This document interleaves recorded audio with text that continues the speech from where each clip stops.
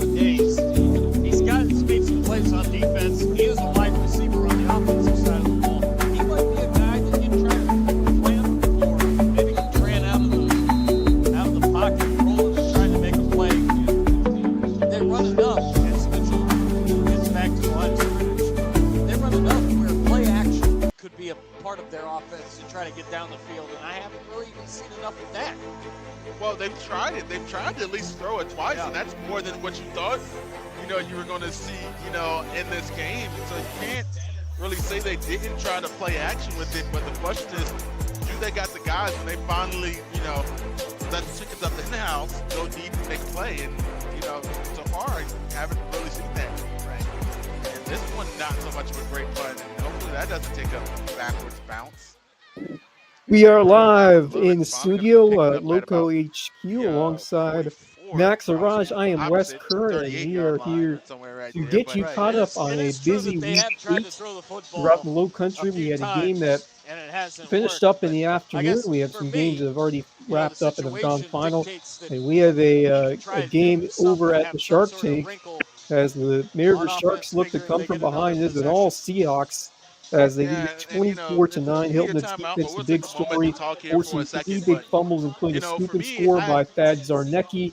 And then Zarnecki just went to the house in a long run, 46 yards, to make it 24-9. So Hilton Head is right on the doorstep of essentially clinching their first region championship. It's 2008. If they can steal this one, most likely, all they'll have is Alta County and Beaufort. So aside from those games, on the Seahawks can hold down this one and hold serve the rest of the way. They will be region champions, certainly far from over, but right now, it appears to be in control. And I will tell you what a tremendous effort by Mr. Zarnecki again, and that defense who has come in hungry and ready to go. Hilton is looking like the real deal. And it's worked for them. Yeah, he really is. It's not even just Zarnecki. It's that entire Hilton offense, the offensive line. It's just been a very good collective effort that they've put up, not even in just this game, but in every game so far that they've played this season, barring the James Island game. And even in that game, they played the best that they possibly could. It's just James Island was a much better team than they are, more talent than the Hilton has. But this team is dangerous, extremely dangerous. They're playing their best football yet, and I think they continue to keep going down this path. I think if you want, want to make a bet on Hilton, I would, because this team is just really, really strong right now. Let's see. And they're going to call it a catch. Wow, a catch for Hilton Head right there. What a grab, 50-50 ball on the long pass from Ranishevsky. Goodness, I'll tell you what, we've talked a lot about Zarnecki, but man, here Ranishevsky has been absolutely set under center, and he has delivered clutch throw after clutch throw this year. Added such another dimensions of what this Hilton offense can do. My goodness, the Seahawks are looking really strong here at home. Another score would very likely put this one away. We are in the fourth quarter with about 7.5 to go. Seahawks are at 24-9, so another score here essentially will end the game. We could have it right here. They are inside the 10, or right there at the 10-yard line. The Hilton Head Seahawks coming to May River on a mission, and from that opening drive, the Seahawks a little bit better, and we have seen that continue throughout this game. I think this BJ Payne team has reached a level that we haven't seen over here in the Low Country. They are going to be in the postseason. They can continue to play at this high of a level, because right now they've been getting great defense from their front line over there. And then not just that, but the secondary has been playing at a high level, and then you just bring in an offense with not just a tremendous runner, but an improved offensive line. The guy that just has all the confidence in the world right now in your center, and that can do wonders for him and for his team. So Hilton Head on the precipice of a victory here at May River. We thank Javon Livingston. And how about Marcus Walsh on the call as well? Yeah, how about that? Yeah, last minute addition for Javon Livingston. Marcus texted me about an hour before the game had started and let me know. Yeah, I'm going to be on the call tonight with Javon Livingston. How about a collaboration of BCTV, Buford Zone, and WHHI right there? That is a special combination. And Justin Jarrett on the call for WSAV for yeah, how about that? Loco Sports, WSAV collaboration. Over here, the Seahawks look to punch it in, first down at the near 10-yard line there, and they will do so. Hilton Head may have just put the nail in the coffin. The Seahawks are going to add 6 more, go up 30-9, playing the PAT. And oh my goodness, this nail in the region coffin. Yeah, nail in the coffin, and that nail is in the coffin and buried 6 feet under now. That is, I mean, this is a well-oiled machine in Hilton Head, and it is showing this just how well of an oiled machine this BJ team is. Yeah. 31-9, and it is certainly lights out for May River tonight on their home field as the Seahawks are going to go 3-0 in the region. Most importantly, take down the 3 toughest opponents back to back to back in Bluffton, Bishop England, and May River. And now all they got to do is really just win one more because they've beaten the 3 best teams. So all you need to do is win one more, and you're the champs because you win head to head and all those other situations. For some reason, the host is doing my screen, but I am hosting, so I'm not quite sure what's going on there. I believe we're all set in terms of the audio, but yeah, Hilton Head is right on the verge of making history here in 2025. What a year it has been for BJ Payne's squad. Just a one loss to James Island. It's a very good James Island team at that, but just a tremendous road performance by the Seahawks, and I think we're both surprised by the lopsided nature of this one. We have a bunch of other games we haven't gotten to because we've been so obsessed or just really into that Hilton Head game right now. But we have some finals, including a very happy one from Sea Pines earlier today that I got to go see. Hilton Head Prep Dolphins with the 17-14 win over St. John's Christian. A big day for Davis Cargill. The defense was able to make some big stops in that one, and then just the run game, the blocking I thought was really excellent. Didn't throw it too many times, but White Hart was still able to make some moves on the ground to move the ball towards the goal line. So he was very effective in his job, and just one that the Prep Dolphins needed to have, and they got it. St. John's Christian made it very interesting on I believe a fumble recovery for a score to make it a 3-point game, but then Hilton Prep got it back, and they salted away the rest of the clock thanks to that ground attack. So the Dolphins win it, and it looks like they have cemented their spot in the playoffs in 2A in their classification. So congrats to the Dolphins and Coach McFadden on a terrific win today. Some other scores that we have at our disposal, some more Region 6 4A scores. Bishop England up 10 last time we checked, 24-14 over Beaufort. So the Eagles looking to come from behind over there on the road. Bluffton 28, College County 12. Good fight by the Cougars in this game. I don't think anything would have expected that close to the scoreline between those two teams. So good effort to Colton, especially the offense that would score some points on this Bluffton side. Not the best results over in Battery or the Ocean side. 45-0 over Battery Creek. Not surprising there. Oceanside is a powerhouse. Hampton County with a 50-0 shutout over Barnwell. They are absolutely cruising. I don't they've given up a single point in that region so far as they blanked the War Horses of Barnwell 50-0. Lake Marion with the 14-12 halftime lead over Webridge. Still looking for a final there. If anyone has that one. Colleton Prep and you were at this one. Colleton Prep in the game that was resumed after a several-week delay.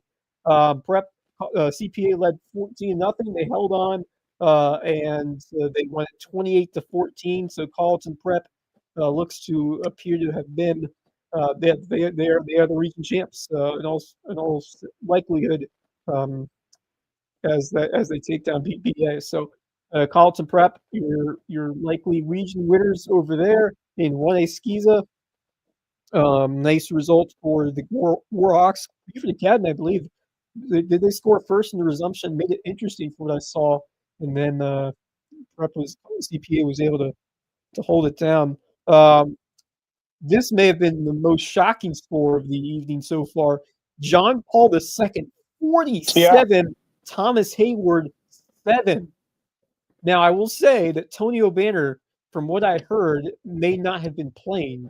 And so, obviously, that's an important factor in the scope of that game if there's no Tony O'Banner playing for Thomas Hayward. But, man, JP2 looking really good heading into the big one against Hilton Christian coming next week.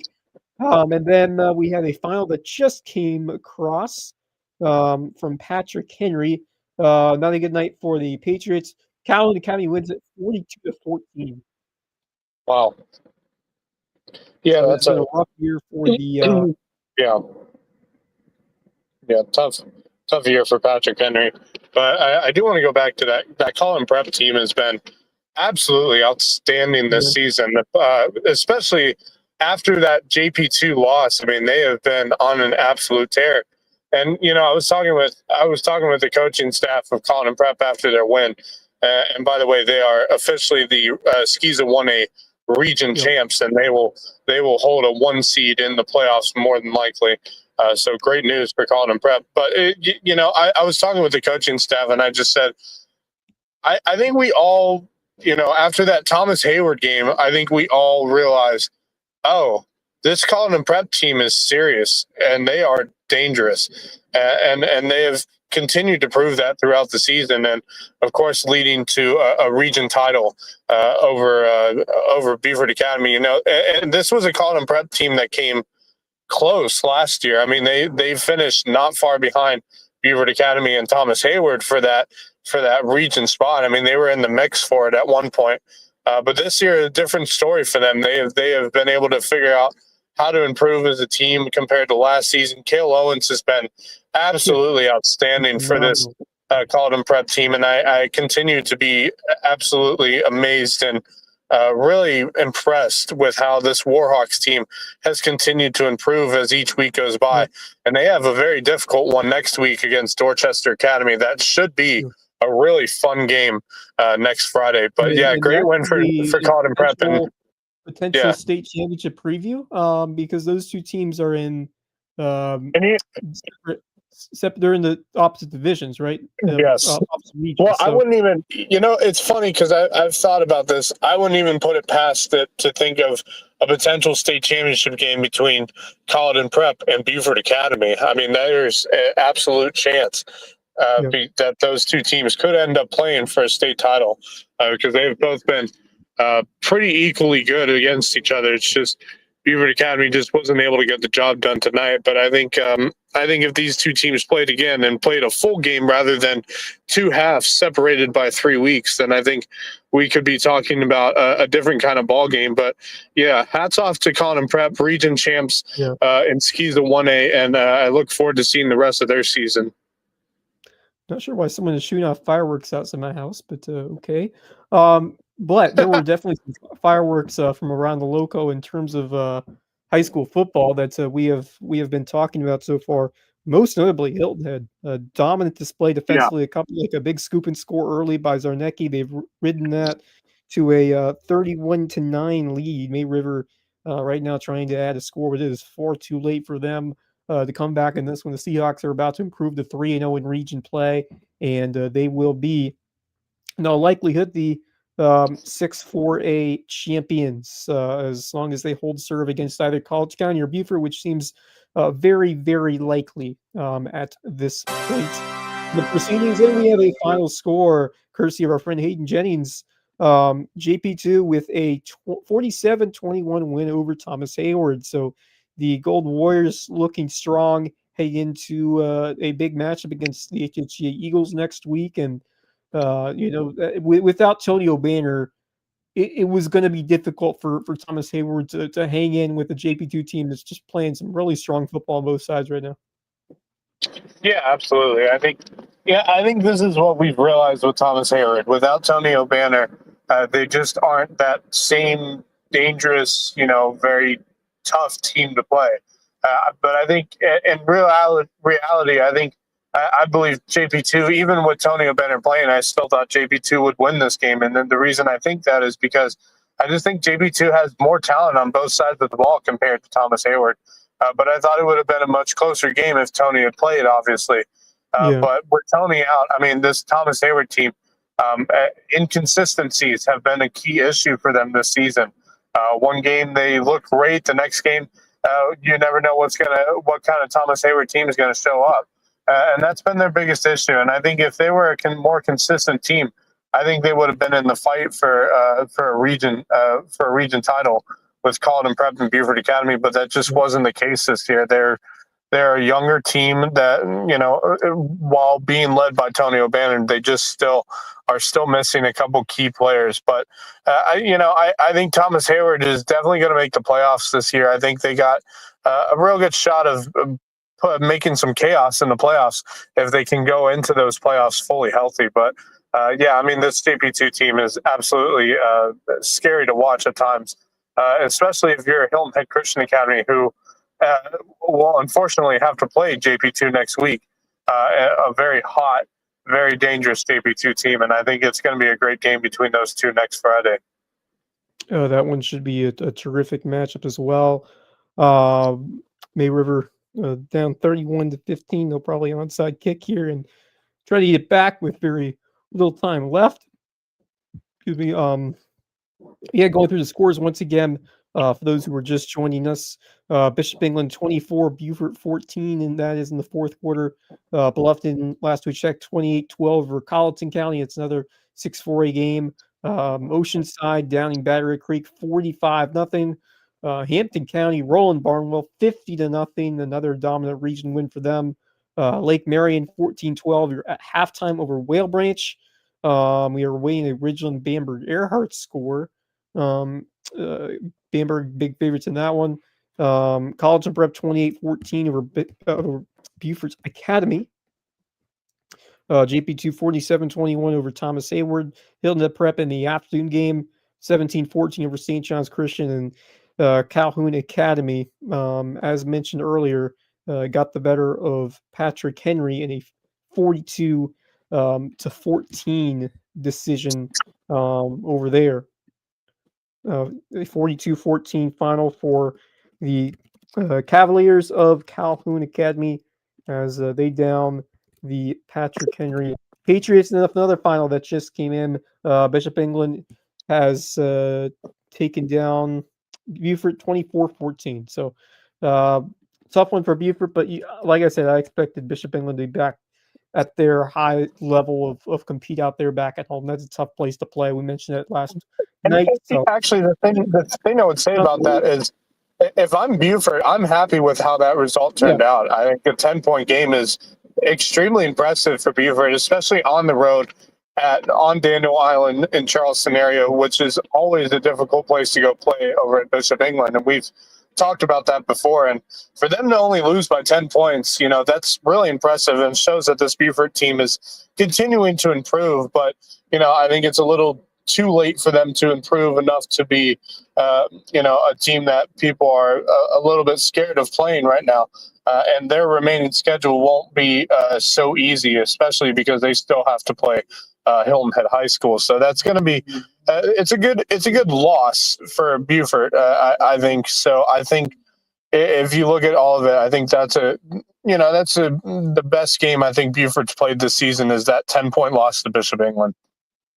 I would agree. I think that right now, when you're looking at this Beaufort team, they got the slow start. They had a couple of nice wins at the end of non-conference play, but you just didn't think enough was there in terms of the offensive side. Once again, Bishop England showing why they were able to get it done defensively, but also Beaufort still just a couple more questions to answer. They don't have that electric playmaker like they've had in years past over there. So I think Bryce Slimer's doing a good job of what he has, but just losing Amari Patterson, losing a couple of other guys from years ago, they just have not found that go-to guy. And Isom's been decent. Isom has been a nice running back, but you just need a bit more of a dynamic offense, and I just don't think Beaufort has enough up front and just enough in terms of key skill guys. on that group this year. So Beaufort, another tough year for them. Maybe they could sneak in as an at-large, but who knows about that? It looks like it'll be your top four Hilton Head, and then it's looking like we get Bluffton May River to decide the 2 seed. Because although which is going to be a huge. Bluffton, I will say Bishop England Bluffton could throw a wrench into that next week. So don't because we'll see what happens. Right, because if Bluffton could knock out Bishop England, then those two teams are guaranteed to finish second and third. We'll see if Bishop England can beat Bluffton. That one should be interesting. It should be an even game, in my opinion. Next week, it's an interesting game, and I think if you look at that game, as of now, I give the advantage to Bluffton just because it's a home game for Bluffton. I think Bishop England has not been great on the road this year at all, especially in region play, and that's clearly shown, obviously, with the 2 losses they've already had on the road at Hilton Head and at May River. So I think if you look at that game, it is a very intriguing game. But I do like Bluffton in that one, and of course we will be talking about it this coming week because that is actually quite an important game if Bluffton can get the win. Other than Christian Academy JP2, that's the biggest game on the schedule coming up next week. I so agree. We'll definitely plan on making it to that one. I got to see Bishop England a couple of weeks ago at Hilton Head. I'm looking forward to seeing how they'll match up against Bluffton, which should be a fun and an important one for the Bobcats at this point of the season. But and it will be the same night that Hilton Head, because it looks like they will the injury timeout to just a few seconds left in that one. But Hilton Head on the verge of improving to 3-0. May River will fall to 2-1 in the region, so their first loss of region play. So Bluffton falling to Hilton Head earlier, but bouncing back with a couple of wins. So they will be over there at 2-1, and then Bishop England, they're still gonna have a say in it. They lost their first 2 against May River and Hilton Head, but that Bluffton game could loom large in terms of that race for third place. But Hilton Head, all they need to do is win next week at Colleton. They're the champs of Region 6 4A, which seems very close to automatic at this point just because of how good that Seahawks will been. So it could be a fun celebration a week from tonight as the Seahawks look to be celebrating their first region championship in quite a long time. It has been a while. Yeah, it has been a while.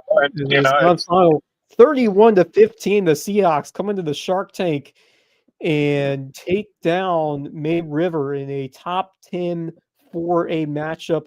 I mean, they didn't just take them down; they dominated. Defense was absolutely tremendous, and this Seahawks team, which we knew would be a contender again in this region, even with the couple of losses with Troy Timko, we knew Zarnecki would be back. We knew Risher would be there, but they have exceeded all expectations for what they have done so far this year, and they are on the verge of making history. This would be the first region championship for BJ Payne. He's been there since 2012. He has done yeoman's work throughout his time at the Nest, but this season in particular seems to be, I mean, it's no doubt it's his best team yet.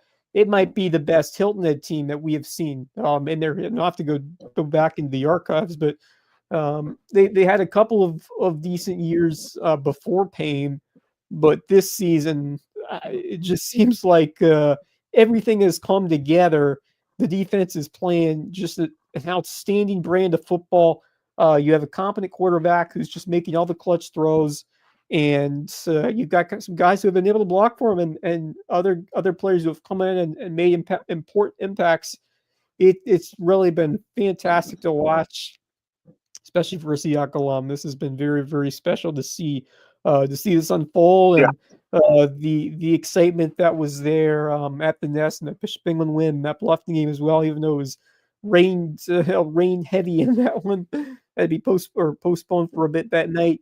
But man, the Seahawks team is looking like not just the class of this region, but they're looking like, in my opinion, a big time contender in the lower state right now. Yeah, I agree. And the funniest thing is, we've talked about this before. I think this is what makes it even more special. Is this team has obviously dedicated their season to Joe Monmonier, who of course passed away Yes, before absolutely. the school year started, and I think that makes it And even and more that adds special. another wrinkle to it because, how much did they have to go through with losing their athletic director and all the logistical manners and just all the emotion that Yeah, preceded what this season has been. And I meant to say this a couple weeks ago on the broadcast or one of our shows here. They've been wearing or stickers on their helmets. yeah, I on the think back. Yeah, yeah. yeah, And so that and, is and that's a great gesture, and that is something that has really spurred this team along.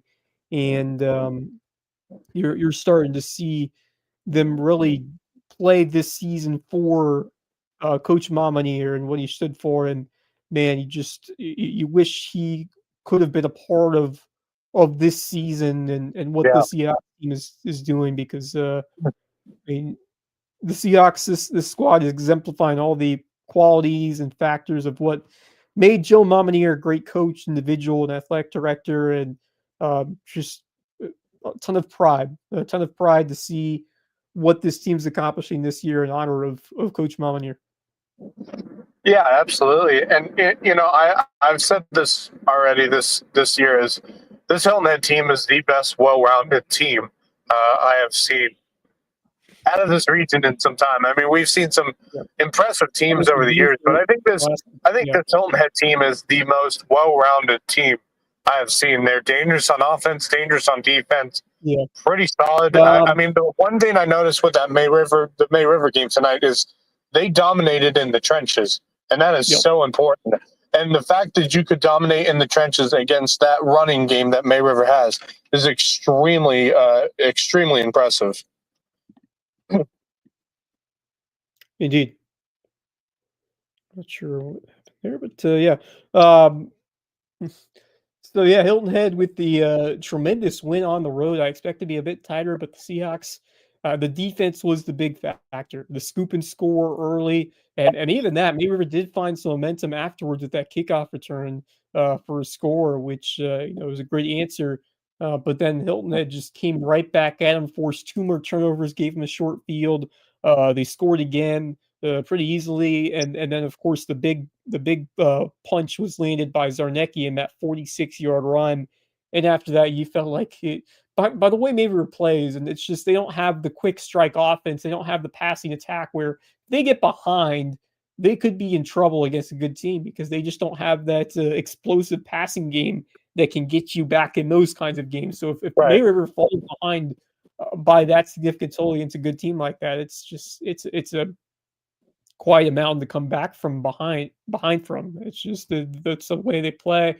Now they're a great team in terms of just running the football and misdirection and all that when they're on their game. But Hilton Head's defense were just a little better and probably a lot better in terms of how they played with those three forced turnovers in the first half, which really end up being the big difference by the end of it, as you said, Kevin Libby. There you go. Defense, special teams were huge.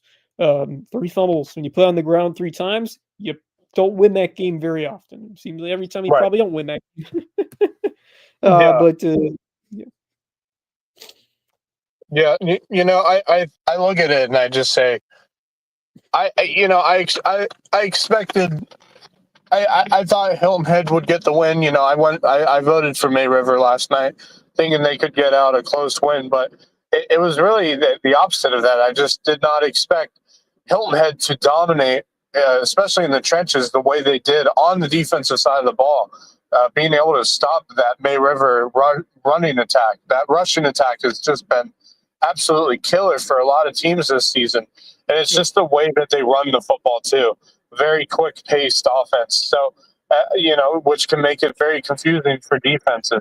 And, Hilton Head wasn't confused at all. I mean, they just absolutely dominated. They held them to, I think, in terms of, average yards per yeah, per down, I yeah. think this is I the remember seeing least what we have the seen total out yards of May stat River.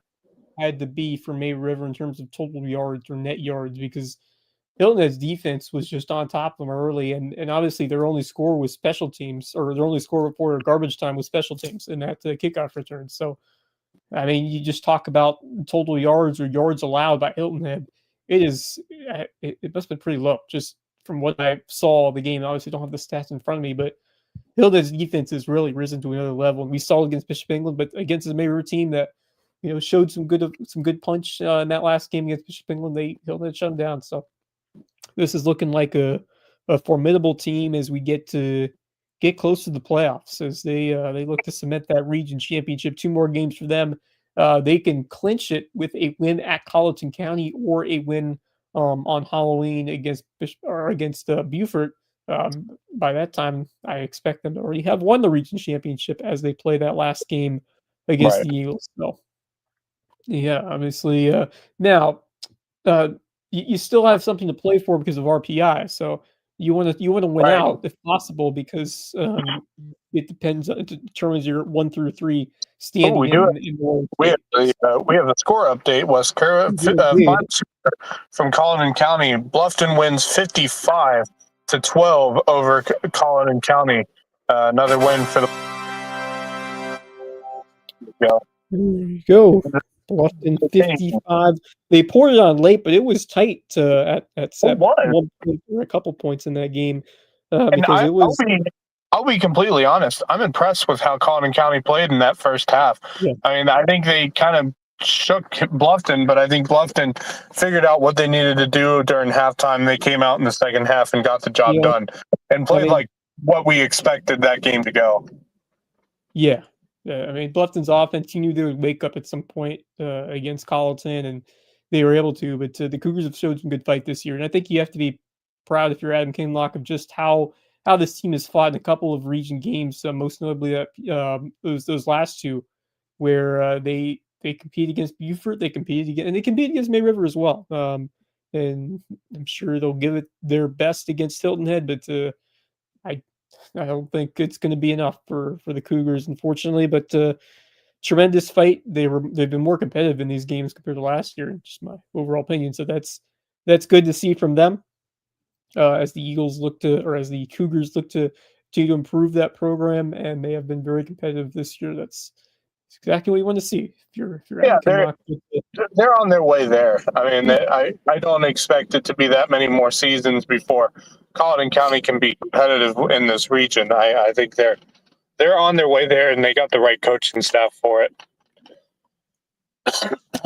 Yeah, no doubt about that. I like Adam Kinlock. That was a good hire when they made it, and I think he's been doing some good work for there. So I think that there's a lot more exciting things in store for that program moving forward. But Bluffton gets the win that sets them up. So they're 2-1 in conference region play, and now they get a big one next week in Bishop England. And you took care of the ones that you needed to after that loss to Hilton Head. You beat Beaufort, you beat Colleton County, and now it gets tougher again. And I'm excited to see how they do against Bishop England. I think that one will be a real toss-up of a game. And I give Bluffton the slight edge at home, but Bishop England, after getting this win last week, revitalized them, I think, a bit. So I'm excited to see how Bishop England's defense does against Bluffton's offense. Can because both those units are pretty good at what they do. Excited to see who wins the battle, because Bluffton, a little bit of a letdown in terms of that first half performance in a mild sense, but they got it together in the second half. So, but I'm sure Hayden Gregory had, things to pick apart in their game.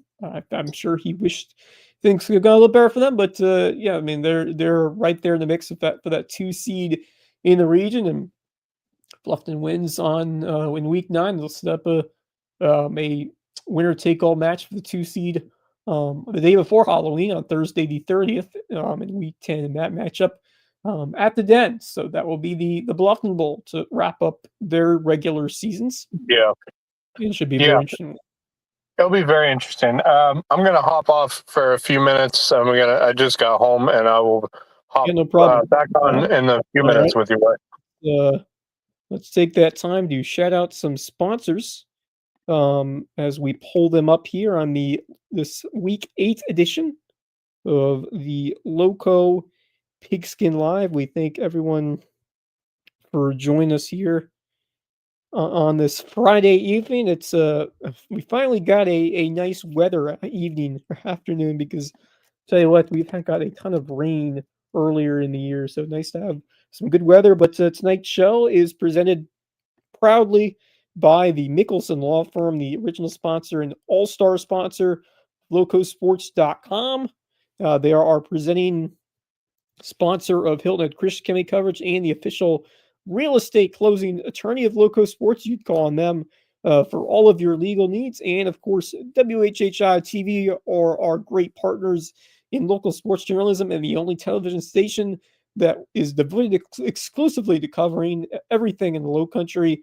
You can keep up the latest news on WHHI TV, and it's available through Spectrum and Hargray, or it's streaming online as well at WHHITV.com. They had a bye week, quote unquote, because there was no Friday night football game this week from them, but they'll be back at it next week with, of course, Marcus Walsh on the call, as they will get the Hilton Head Christian Academy and JP2 game next week, which should be a really good one. But we think Hilton Head Christian Academy, of course, as helping continue to ignite our sponsorship with Mickelson Law Firm. We thank Mickelson Law Firm, and we thank WHHI TV for all that they do.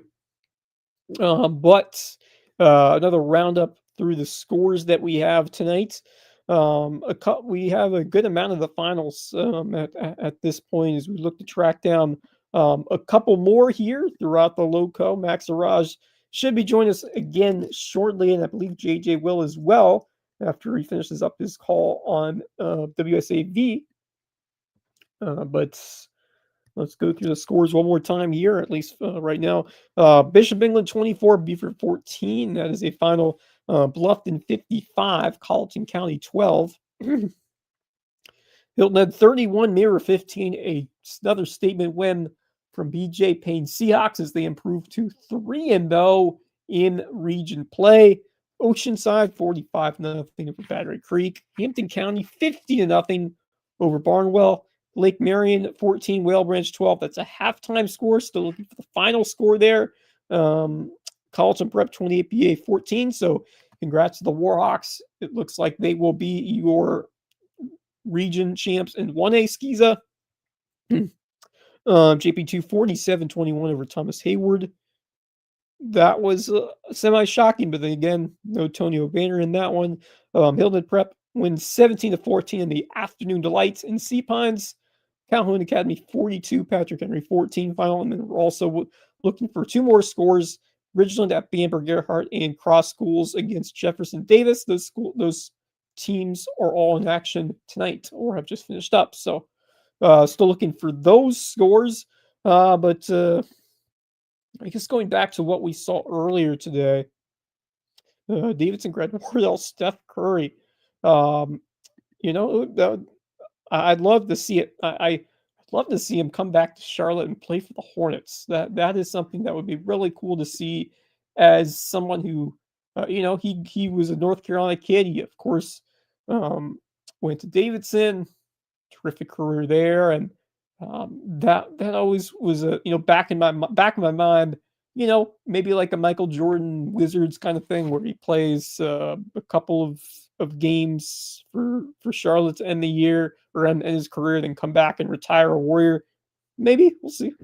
But he's definitely getting up there in terms of the end of his career.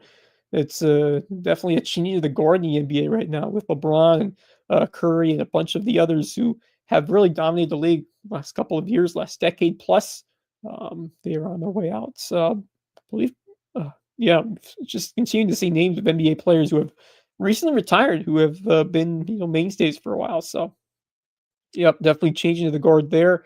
Other sports news. Congratulations to the Seattle Mariners. What a big time Game 5 win. Gino Suarez, Eugenio Suarez, but they call him Gino over there in Seattle. A grand slam, which is probably the biggest swing in Seattle Mariners franchise history, to break open that game against the Blue Jays. So they're able to take one at home Game 6 is Sunday in Toronto. But back to the local high school football scene. I was going to talk about the Hilton Head Prep game tonight, or earlier today, rather. As I was really impressed by what they were able to do, especially the ground game, and they were not dealt the best hand this year. You go back to that opener, which was a tough result against BA, although BA was the deserving winner of that game. I thought they could have played a bit better because they started off really well in that first quarter, and then things kind of went sideways after that. And then the next game against St. Andrews, I felt like that was the game where they really could have shown up a little better in that game. And now they only played a half. If they played a second half, it may have gone a lot differently because they were only down 2 scores, and they got the ball back, or they were going to get the ball back in the second half until that game was rained out. So you look at those first 2 games and you don't throw them out, but you kind of just look at, do they represent what Prep can do at the best level or complexion? Because you knew that Hilton Head Prep, with the ample time to grow as a team and to see more from your guys like a Davis Cargill, like a Brody Hauscher, they and others as well who we've talked about for a good amount in other sports like basketball. This program has had some lean years recently after Dave Adams left, and it's just great to see them get big wins. And I know it's St. John's Christian. It's not the biggest team in terms of, oh, this is an impressive win, but I will say that this was one they needed to happen just for the program and for the direction of what McFadden was doing for that team, because this was the game that pretty much guaranteed their spot in the playoffs. They needed to win this one, and it got a little tense in that second half because of yes, CPA, congratulations. We mentioned the Warhawks. They are your region champs, and they will be the 1 seed out of that half of the skis bracket. Big congratulations to Coach Langdale and the Warhawks. JB2 was a buzzsaw. How do I get that? I'm missing. Oh, the Wolfman is Alan Wolf. Okay, yeah. I didn't get that reference initially, but yeah. I guess he's mentioning Alan Wolf,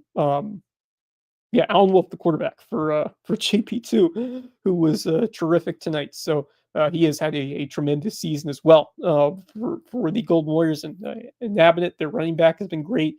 Defense has shown up at times as well for JP2. On top of that, that's a nice win, even with a Tonio Banner depleted squad for Thomas Harris. They still got some athletes on that THA squad, even though Tonio Banner right now is he was inactive. From what I heard, he was inactive in this game. But yeah, nice win for JP2, and that game against Hilton Head Christian, really growing a lot more interesting now. At this point, I think it's a toss-up. You look at JP2, how well they've been playing.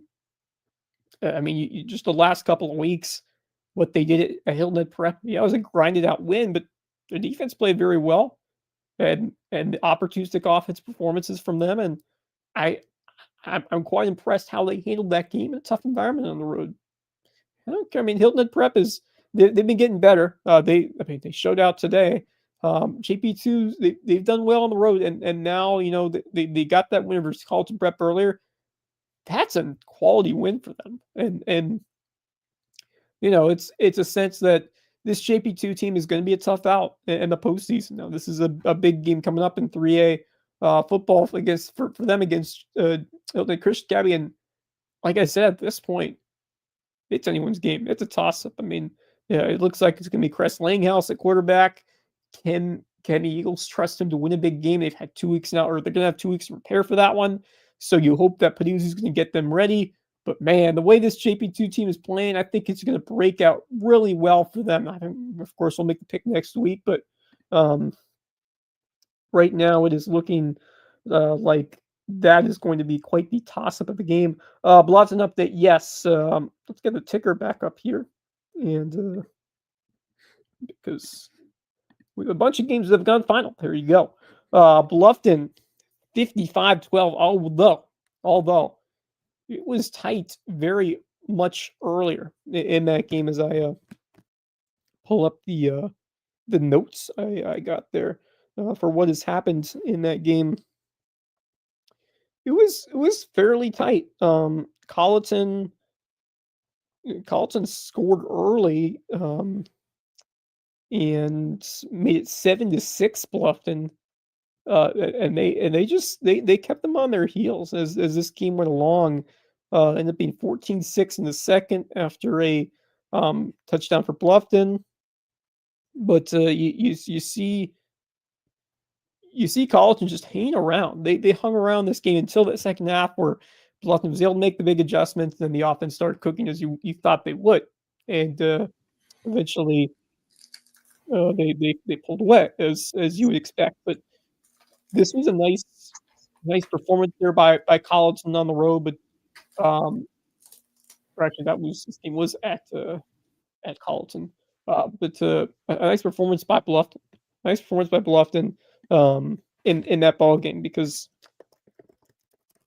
this was a Bluffton team that they had a tough start of region play against Hilton Head. I don't think their defense was at their best level of showing there, and I feel like their defense can be a bit better, but at the same time, I thought they played at a decently high level. I think they've been better than we thought they would be, slightly. But what Bluffton was able to do today in that second half to make a couple adjustments and get back the way they're playing against the pesky Colleton County team that's going to hang in these games this year. I'm not worried about Bluffton right now, even though they were the preseason hype pick and they've kind of slowed down a bit as the series going along, as Max Araj comes back into the studio. Someone out there asking about Bluffton. Bluffton is still in 4. Yes, they are a 4A. Obviously, yes, they're a 4A football team. Some more pop culture references from Kevin Libby in the comment. Yeah, go figure. Yeah, before I was talking about Bluffton, before I was reading some of the comments, I was talking about Hilton Head Prep and how and what that win meant to them today, because it felt like there was a lot of good energy at Sea Pines today, and really from the start of the game, fans were into it. It was a hype atmosphere, and Hilton Head Prep showed up early in that game, and Dolphins it took some time for them to get the offense going, but once they did, a lot of Davis Cargill and Wyatt Harmer was able to make some plays as well. But I was very much impressed by the way the defense handled it and got a couple of important stops. It was a pretty fast-moving first half. Both teams only saw the ball like once in the opening quarter. A lot of running plays, as you would expect at that level of skis of football, and Hilton Prep had to make a couple of big stops, and it kind of got to a little tense there at a couple of moments. But props to the Dolphins for hanging in there, and again, a couple of big time plays from the guys that they need to show out in games like this. So for Hilton Prep, this was one that they desperately needed and one that they were able to get, and that's just a great thing to see from a program that they've had a couple of years where it was on rough tides because they had a limited number of guys in this program. There were a couple of players that were just trying to keep it afloat, and there were some moments where, is this program going to continue to survive the point where it can stay being at the level they are in that classification? And it's been cool to see what Doug McFadden has done in these last 2 years. You're really starting to see a lot of more improvements this year, but last year kind of helped lay that foundation for what they've been doing as well. But I think this year they're starting to put a lot more together, even with the slow start that they had earlier in this 2025 season. But as of now, I really like what this team has been able to accomplish. Now, I'm not sure that they're capable of going as far as I would hope them to go, but just to get in the playoffs and get a win like that, I think it's very impactful for this team down the road as they move forward. But Tyler Britchie, another guy who showed up big. Danny Dodd, someone we have not talked about much, was a menace on the line. He was terrific. And then some guys who we mentioned earlier this year, like Paulie Smith, Tuggle Daly, were part of this and part of those impact performances on the line and defensively. But give credit to Brody Hauscher. He continues to make some big plays in terms of especially the defensive side. He's been great in the secondary. He's really had a keen eye for breaking up some passes. But this defense really showed up in big moments today, and I think the most impressive, guys, as most would expect, was Davis Cargill, and Cargill, Yeah. He carried the load in that second half, and he was, when they need a big game on the ground, when they need to move the sticks, just gave the ball to Cargill, and it worked. Tremendous wheels. I really like how decisive he is in terms of moving downfield. He's really starting to figure it out a lot better at running back, and he's been getting the good help from his blockers, especially here today. And it's been great to see what Davis has been able to accomplish this year. And I think that this Hilton Head Prep team has really turned a corner in 2025, just with the wins that we have seen. It's been awesome to see just overcoming a lot from the early stretch of the year where things didn't go your way. Then you had to play some good teams like Bethesda. You had to play Dorchester Academy, two really good teams this year. And then you go on the road, you beat Augusta Christian 24-7, a really dominant performance. And then you gave all hell to JP2. I mean, that was a tight game, 17-7. And that's a JP2 team that just pounded Thomas Hayward. So I think you got to be really proud of what Hilton Head Prep has done this season. Only one more. Actually, no, they have. They do have one more next week. I guess they still have Dylan Christian, I believe, that's on the schedule coming up on the 21st. Would that be right? Wait, what? Oh yeah, I know they moved a couple games. I'm not sure what it's. Yes, that's right. We mentioned that. Yeah, we had mentioned that earlier this week. I think it was the night you were off. Oh, okay. With family. We were talking about it, and I was just like, no, it's just like a little... it's just you'd expect games sometimes are moved to Thursdays, but a random game on a Tuesday. The only Tuesday games you normally see are like MAC college football games in like November that they randomly put on Tuesday and Wednesday nights. But yeah, I guess that they'll be playing on Tuesday. That's a short week for them. It's only 4 days in between Friday and Tuesday, so they're gonna have to get right back at it. It appears. Yeah. Do have a score update, by the way. Final score between Bamberg and Ridgeland. Final score: Bamberg takes the win 60-0 and over. I have another. Sorry, say that score one more time. 60-0 over Ridgeland. Bamberg over Ridgeland. 60-0. All right. Nothing surprising there. Unfortunately, the Whale Branch Warriors, they fall 28-26 on homecoming. Oh, that is a bitter loss, especially when you bring in the SC State band, you bring in all the good vibes. You would have loved to have gotten that one, but they lose 28-26 to Lake Marion. Wow.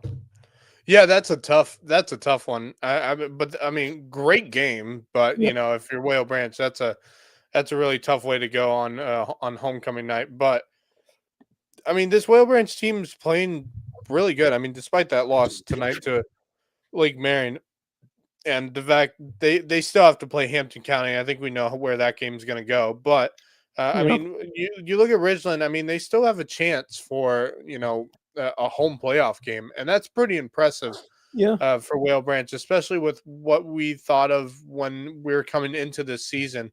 When we were talking stuff during the preseason, we just did not see a way for Whale Branch to possibly make the playoffs. We just thought they would just be in a rebuild kind of mode with a team that just wasn't going to be able to match up with any of their 2A counterparts. But they have really showed up this year. They had a great game against Edisto and another great game tonight despite the loss. Yeah, I mean, 2-point loss in a game that was back and forth. It's a tough one, but at the same time, they've been a lot more competitive than I thought they would be this year, and that's a good sign to their coaching staff and some of those guys in that program. So next week's gonna probably be a tough one against Hampton County. Hampton County is going to want to go for the complete shutout of the other teams in the region because they shut out Barnwell today, and I believe they shut out everyone so far. I kind of think they have off the. I think Hampton County has shut out everyone. Yeah. I don't think Edisto scored. I don't think Lake Marion scored. No, Barnwell didn't score. Yeah, that's crazy. It just shows how much better Hampton County is compared to all those other teams in that region. Yes, 49-0 or 43-0. Sorry, 43-0 over Edisto, 56-0 over Lake Marion, now 50-0 over Barnwell. Will Whale Branch be able to break the shutout streak? I think they, although I don't know, it's because I feel like Hampton County's gonna feel like that means something to them if they want to. If they're gonna it would be fun. It would be a great moment for them. I think most importantly, they just want to they want to get the region play healthy, and I think that's the most important. You want to keep your guys healthy. Obviously, it appears that Hampton most likely is going to get that win there. Back at home should be a loud atmosphere at in Varnville next week. Then they're off week 10, so they get a full week off with playoffs. So that's a pretty nice bonus for them. By the way, I do have one more score to share with everyone. Final score between Jefferson Davis and Cross. Final score: Jefferson Davis wins 48-6 over Cross Schools. Yet another tough loss for the Stingrays. But again, we've talked about that before. They are a team that is trying to figure out who they are as in terms of their identity, and they're only at the beginning of the road for that program, but they're going to get there one day. But Jefferson Davis has obviously been a powerhouse of 8-man football over the years.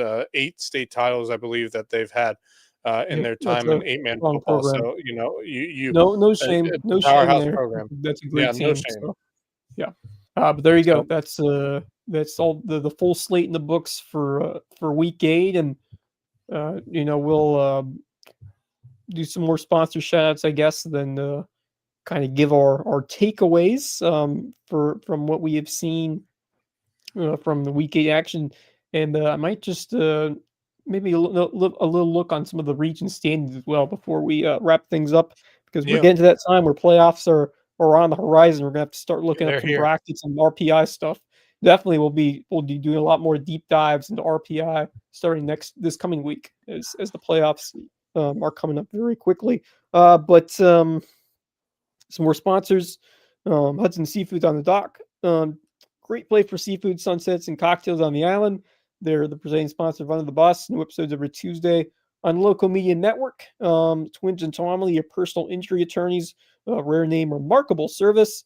And Hilton Out Windows and Doors. Coach Barron, improving your view of the Low Country, former state championship basketball coach, now helping setting your screens. They're a different kind of screens, not the ones where you're setting picks on the basketball court. Nope, it's actual window screens.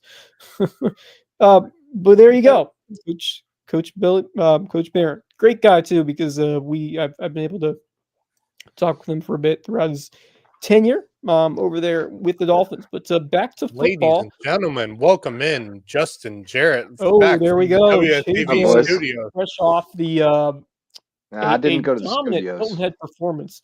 Were I you was surprised under a by the tent on the sideline. We'll call those the studio. Your thoughts on what you saw and what you're able to call out there, because Hilton had certainly weird made game. their mark defensively early in this one, and the turnovers were the big story.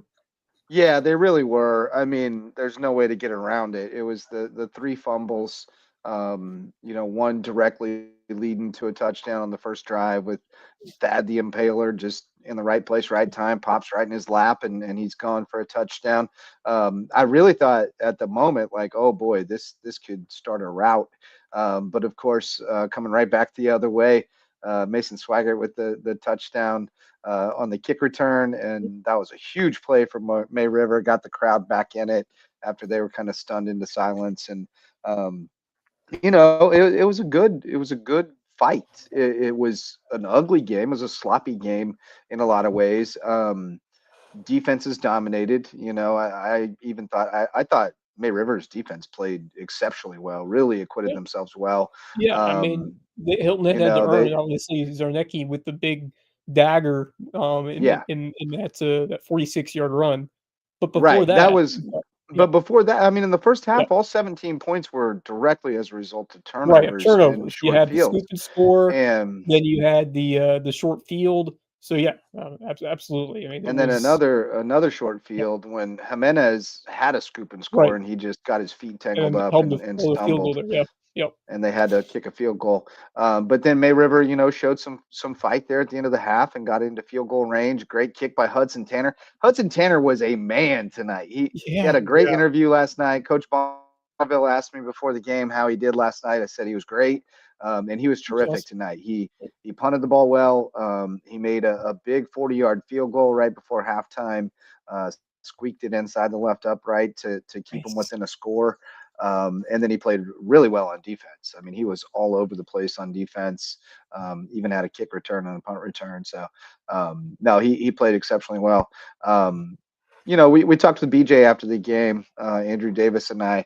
Of course he's not satisfied with the way they played because they weren't real crisp on offense. They kind of did just enough.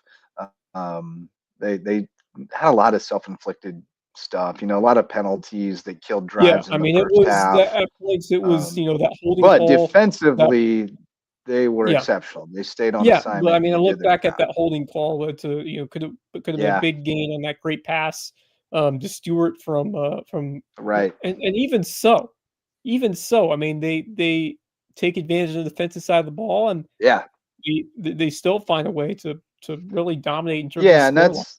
that's what I said is, on a night when they didn't have their best stuff, Right. they still got a fairly convincing win in a hostile environment against a really tough, well coached team. So huge night for Hilton Head, sets them up really well.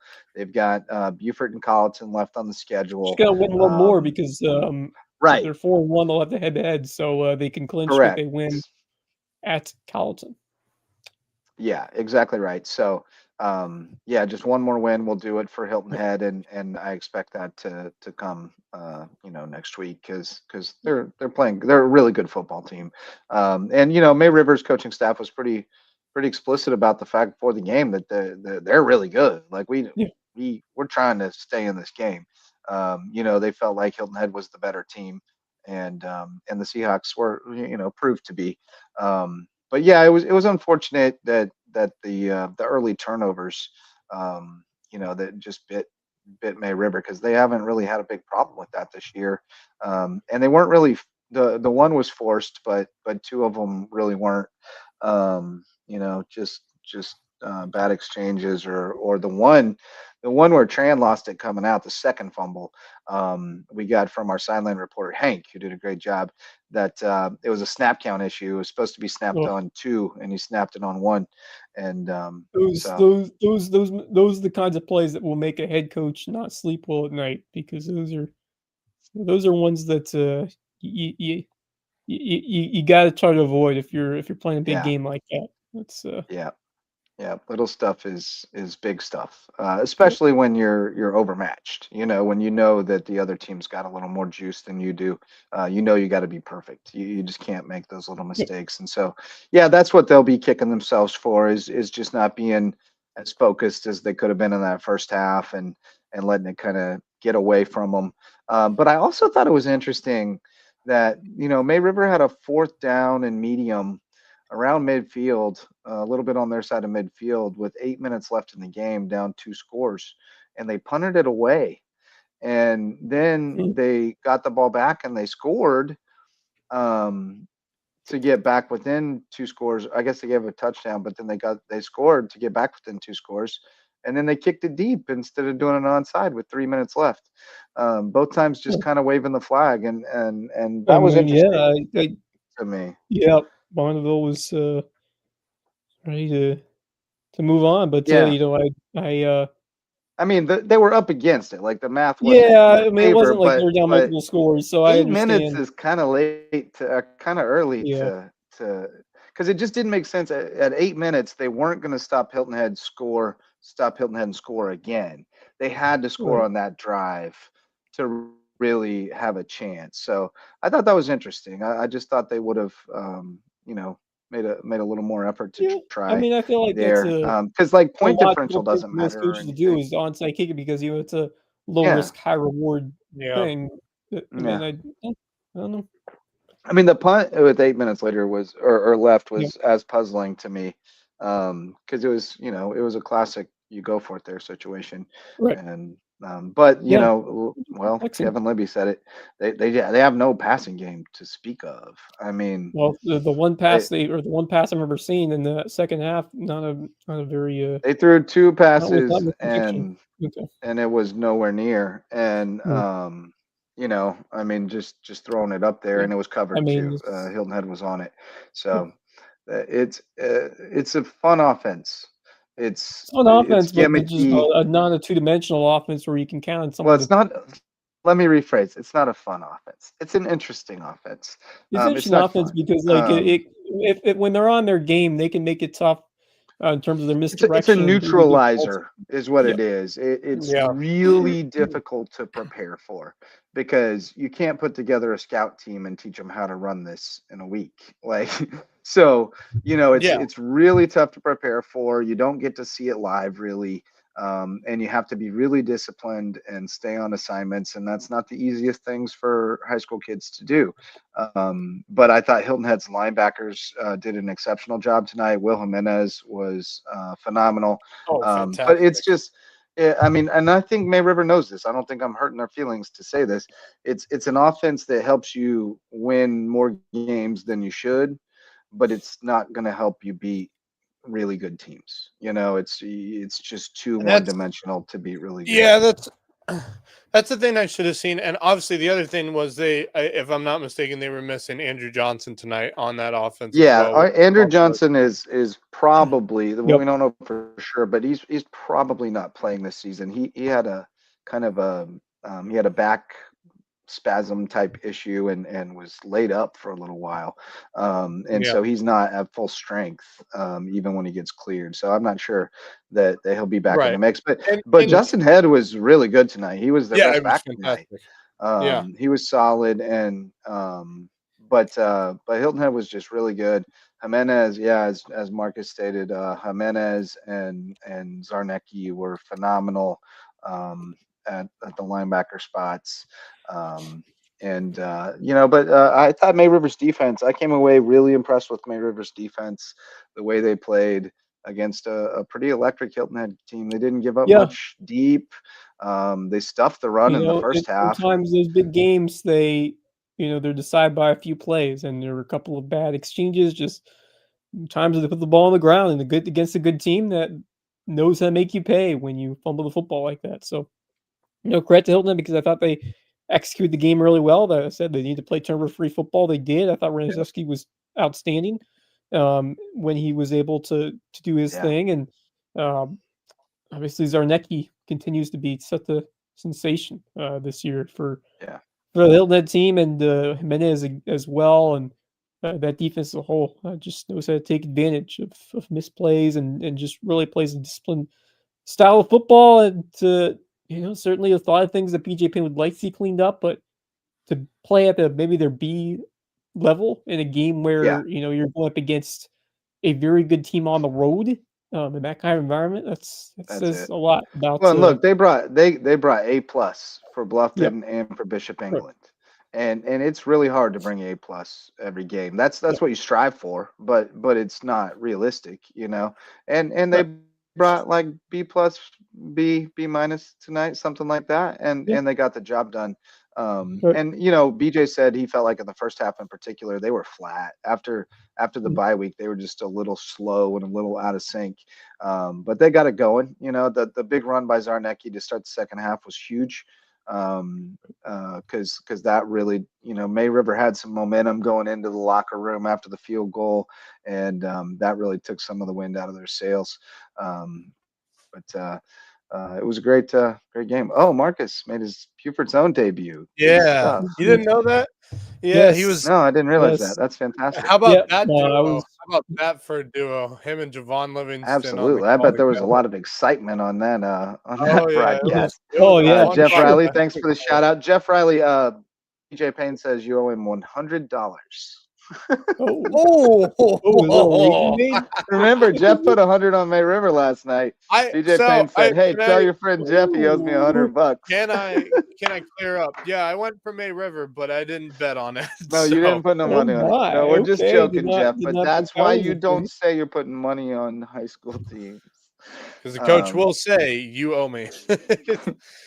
maybe only BJ, but BJ. I love Oh it. I no. love it. Yeah. Cracked me Oh up, God. and he said, "Hey, tell I your mean, buddy Jeff he you owes me gotta $100." think. You got to think if you're BJ Payne right now, though, you got to be so happy with where you are as a team right now, Oh yeah. as the coaching Yeah. staff, because 100%. he's waited long enough for a region title, and I think he's well on his way to getting it. And I'm so happy for him, and I think we all are with how this team has been playing this year. They've just been absolutely amazing on all facets of the ball. And I said to Wes earlier on the show, I said, I think this is the most well-rounded team I have seen from this region or any of the regions we have in this area in quite some time. I just think they're just solid on both sides of the ball, and it's hard to find any weaknesses And with this team. we mentioned earlier, but you just think of the start of this year and the tragedy that occurred with Joe Mominier, and just the emotion that this team had to deal with, and you use it to fuel yourself and play up to those values. And we've seen it in like just in sports in general, where a tragic moment can really result in an inspired team, and it's kind of the same I thing that can we're think of a seeing. few. Actually, I could think of your Red Sox, Wes Kerr, when you talk about that. And, that 2013, yep. that Red Sox team after the Boston bombing during the Boston Marathon, and how that Red Sox team prevailed, won a World Series later that year. There's so many stories like that, and I think this is well on its way to being one of those kinds of stories where you overcome extreme emotional pain, which I think a lot of the students at Helmet High School felt, especially with the passing of an AD who's been there for so many years. Faculty, and I think Coach BJ. this football team is showing that they are doing this, not just for BJ, but for those who are wanting to give something back to Joe Mominier and what he had done for the entire Hilton Head athletics department, because what he has done in his time was truly special. And any AD will tell you that Joe Mominier was one of the best to ever do it. And No so doubt about that. I think this football team is, special. I really do. And it's a special kind of season for them right now.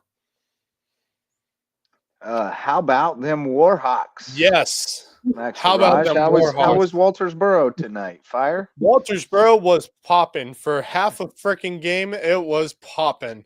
That place was packed, let me tell you.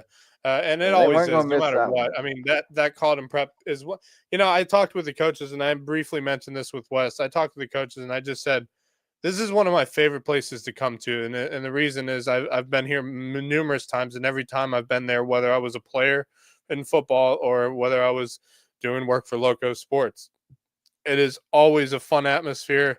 These fans are so dedicated to Colleton Prep, and it's so great to see Colleton Prep win a region title tonight after beating out Buford Academy. It's just a really special occasion for Colleton Prep, and the job's not done for them. And I was talking with all the coaches during after the game, actually. Just talking with them and asking them questions, and I just kept telling them that, like, that Thomas Hayward game they had, I think, opened up everyone's eyes to say, oh, this Colin Prep team is dangerous, and they've continued to show that.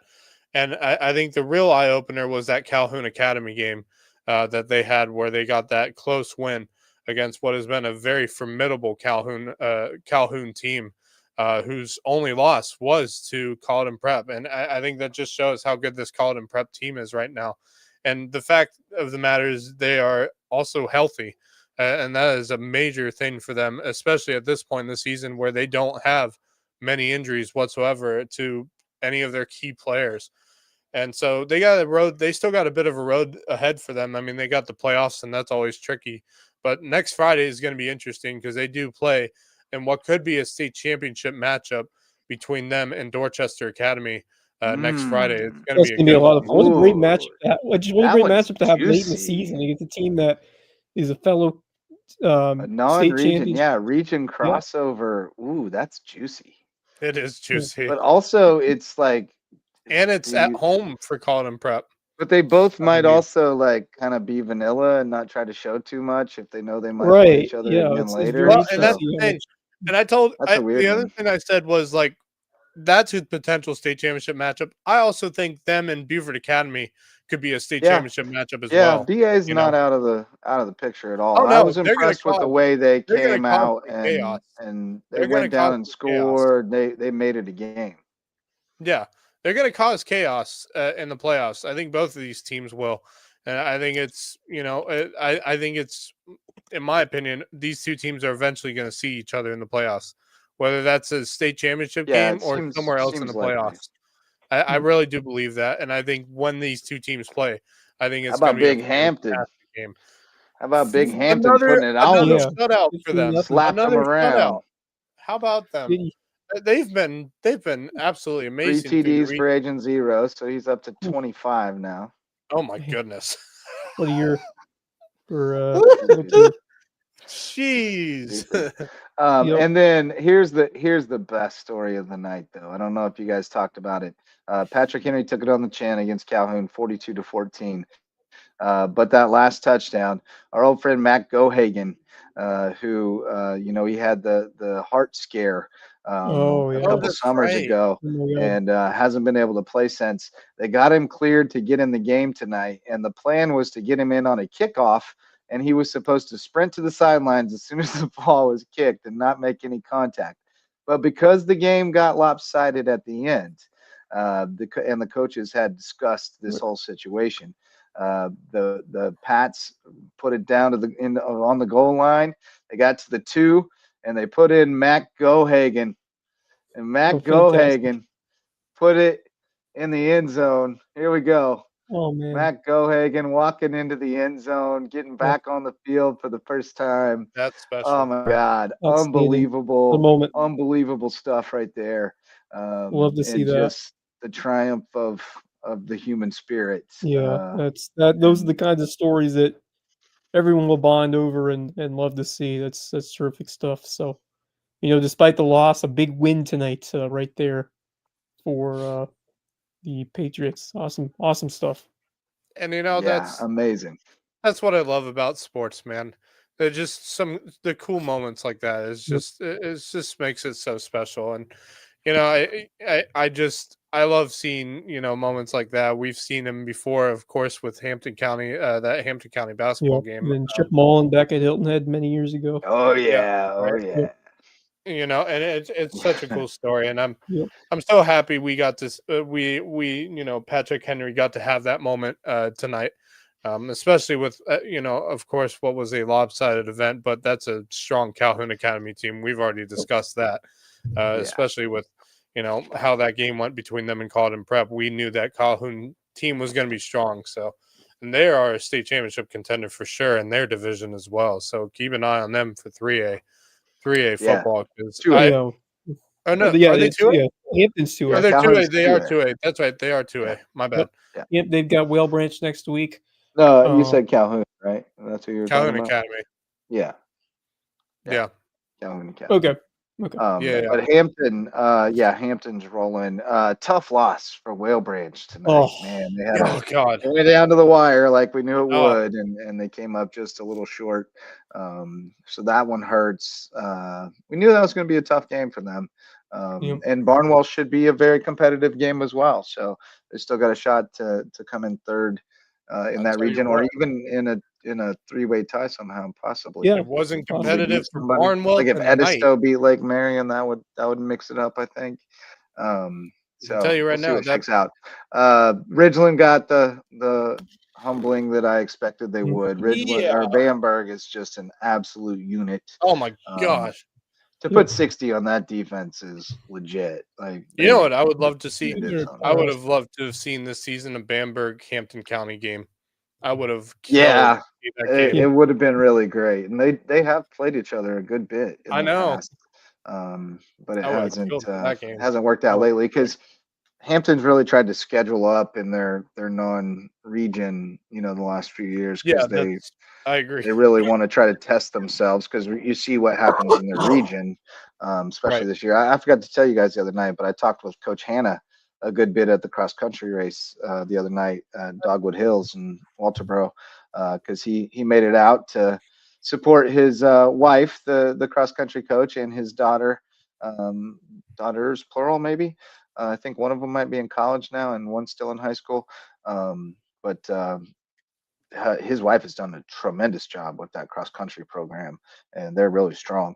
But I also saw Coach Willie White from Whale Branch was up there. I guess he drives the bus for him. Wesley's on the team, so he drives the bus for him on some of the cross country trips, and because they don't want to, do the whole charter bus thing for 9 kids or whatever. So yeah, I got to have a little powwow with a couple of the head coaches in the area, so that was cool. Nothing else jumping out. Seahawks are in command. JP2 just smacked them around. We all thought JP2 was going to win that game. We all did pick JP2, right? Yeah. Did you go with Thomas Hayward, Max? You didn't do that, did you? Okay, you're our contrarian, so I figured even if Tony Rivera was playing, I did not so Tony didn't play? Is that the word on the street? Tony was out. What it sounds like is that he wasn't playing, so I don't know if it's him being injured or I don't know. That explains everything. I mean, that explains why it was as bad as it was. But it's still nonetheless JP2 continues to be one of the biggest stories of the season, and they have a chance to become the biggest story of the season next week, potentially. Right, and we've talked about that. And that I think it's really folding into a potential toss-up game with the way that Hilden Christiani is trending, and the way JP2 is. JP2 certainly upward. Hilden Christiani on the downturn right now. And that first meeting, I feel like, was more competitive than the final score would indicate. I agree. The ball really bounced HHCA's way in that game. There were a couple of plays that really swung it, but it felt like it was more competitive than that. And I feel like this one's going to be really, really competitive. I think it's going to be a huge game. I look forward to that one. I think that's the biggest game we have next week. Powwow backwards is a wow wop. Best thing my baseball coach at that age ever taught me was it's better to be pissed off than pissed on. I still live by that mantra. Marcus Walsh, he's looking forward to next week. He'll have the call on WHHI, the Inter-County Bowl. So that'll be a good one. Inter-County Bowl. In my opinion, that's probably going to be the most competitive Inter-County Bowl we have seen. No doubt about that. Ever. I think so too. Yeah. I think it's going to be a battle. The other fight a couple of times. I was going to bring up, I want you to have your opinion on, is the Bluffton game where the Bobcats didn't. I mean, they won big, but Carlton hung around. Carlton hung in there. Yep, they sure did. It's a little. It's hard to know without seeing it whether that was a case of Colleton like playing really well, or Bluffton kind of being a little sluggish in a Yeah, I game mean, that it's they trapped were looking kind past a of little narrative. bit. Um, they were probably about as interested in how the May River Hilton Head game went as they were in how their game was going at Yeah. moments, So I think this was a classic game for them to be a little distracted and off their game. They're trapped. Yeah. They righted the ship in time and ran away with it in the second half. So I think I think they'll be Yeah, fine. they'll be fine. I'm Um, not worried at all Certainly about a look win. forward to it. But I think Carleton's fought everybody in the Yep. first half. They have. Yeah, They yeah, tough for honestly. as long as they can. Yeah. They just can't Yep. hang in for 4 quarters. So, Um, so but May River, Hilton Head, obviously the lone unbeaten team at 3-0. yeah, May River falls to 2-1. Bluffton improves to 2-1. yeah, Bishop England finally gets their first win of region play. Um, yeah. so they're 1-2. And that was a And fight then like we thought it might be. yeah, Yeah. right. So you got May River and Bluffton both Yeah. at 2-1, Beaufort at 1-2, Bishop England at 1-2. Bishop England has the tiebreaker head to head with Beaufort's, Collinson County Right. 0-3. So you have, I mean, that Bluffton Bishop England game. I mean, if Bishop England wins, that can kind of Marcus right mark matriculating. the Marcus yeah. I was Marcus saying if Walsh Bluffton has the matriculated. building. Yes, I have. no, I have indeed. Can I just say that Beaufort team impressed me tonight with how they Yeah. played, especially on the road Yeah. in Daniel Island against what is Yeah. usually a terrible place to play at because it's just so hard to get a win And there. and Hilton Head And they can't sleep fought. on them. No, I mean, Hilton Head can't sleep on Beaufort. They can't, No. and they won't. No, I Chaz said the same thing. Chaz tonight. Brown's ruined their night before, and Yeah. they know who he is, and they're going to come prepared.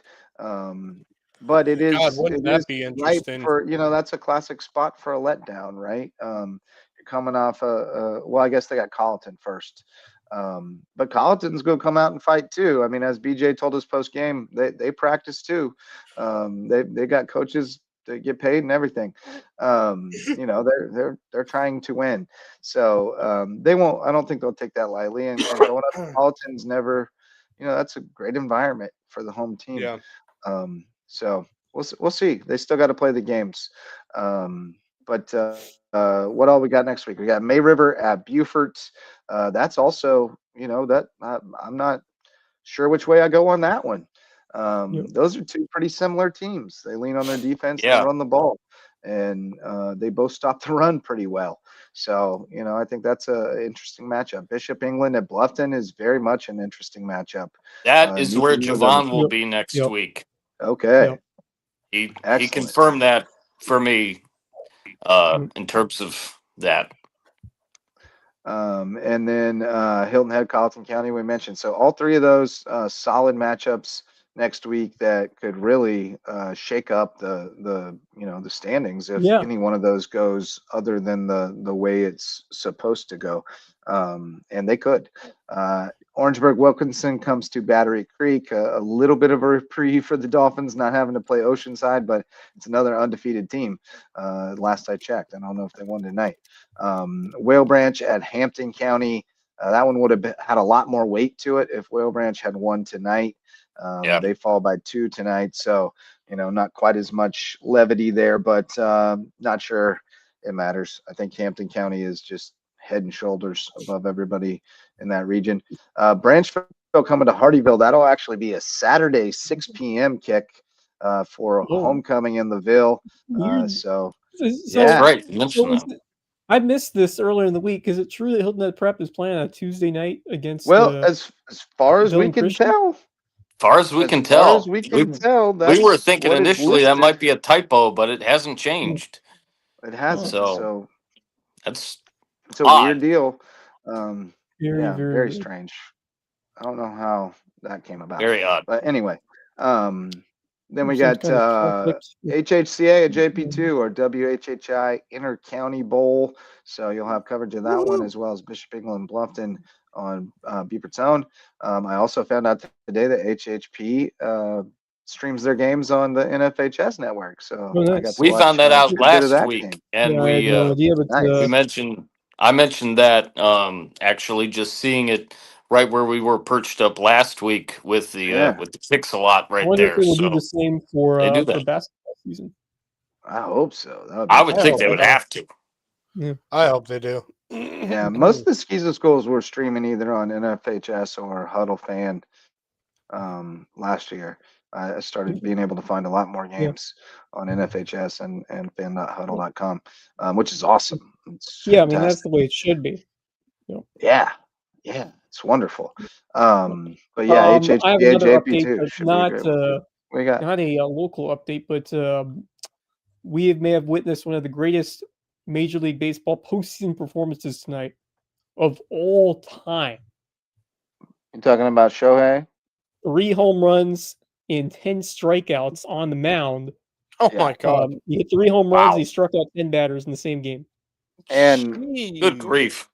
And the report from the Under the Bus group text is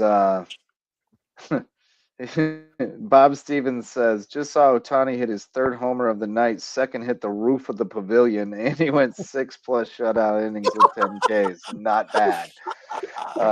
Yeah, he is the greatest baseball player of all time, period. Period. Yeah, agreed. There's nobody better. No doubt. It is unbelievable that anyone can be as good at either one of those things as they are. But for anybody to be that good at both of those things is it's impossible. Like, this man is a unicorn. I don't think we'll see another one like that. It's highly helpful. But Yeah. 5-1 all in right, the go eighth. back to they're LA about with to the sweep. lead over Milwaukee. And to get out the brooms. Seattle wasn't Get out the BSing tonight brooms. though. Gino Suarez I was with the just gonna grand ask. Yes, slam. I What was mentioned going that on there? earlier. Wow, what a swing. I mean, just crazy how, just one swing in the Is it back and change the Gino? entire series because it felt like Toronto was really in control before that happened, and I thought that Gosman was producing well, and I mean obviously I believe it was the reliever who gave up the grand slam, but still I mean Toronto I thought had a good stranglehold on that game at one point, but give credit to Gino. I I think mean they that was should. the I don't guy think they it's Gino. acquired Is it? Is midway that through how the you season. pronounce his first name? Yep. I thought it was Eugenio. Yeah, it's Eugenio, but Gino's Yeah, We'll call him Eugenio Gino, but yeah, Suarez. Eugenio. short for Yeah, Gino. that's right. Yeah, sorry, I forgot But about I that. think they should make a music video that's like Rico Suave, but it's Gino Yeah. Suarez, and he could have his I like it. hair flicking like Gerardo. It would be so great. Oh my God. I love Yep. Gino. But what a move by Di Pacho at the deadline for Seattle. I Well, mean that's a guy who that's as came good up as it with gets right them there. and Yep. played there for a long time. So I'm sorry, yeah, huge pickup. Justin Hollander, the general manager of Seattle. Yep, the guy who was. Yeah. Okay. Yep. Well, Yep. I'm rooting for them. I hope they win it all. I am All right, too. back to our week 9 slate on the Skeezer side. We got HHCA JP2, as we mentioned. Should be a great one with Marcus on the call. Orangeburg Prep at Patrick Henry, a non-region game. Weird schedule for Patrick Henry this year. Andrew Jackson Academy at BA. That is a region game, but should be a mismatch. Big non-region crossover game. Dorchester Metropolitan Prep. Could be a preview of a 1A playoff game, as Max mentioned. Thomas Hayward at Carolina Academy. They'll try to get it back on track before they have to take on BA. And then Cross going to Holly Hill Academy. So that's your schedule for next weekend. Also, apparently, yeah, I think I've been ahead to that Bishop game on England Bluffton Tuesday? game.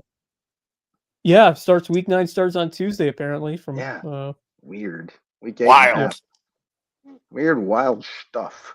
But I'm looking forward to seeing that Bluffton Bishop England game. I think that one will be very intriguing. I'm excited to see what Bluffton's offense can do against a Bishop England team that reinvigorate after that last win.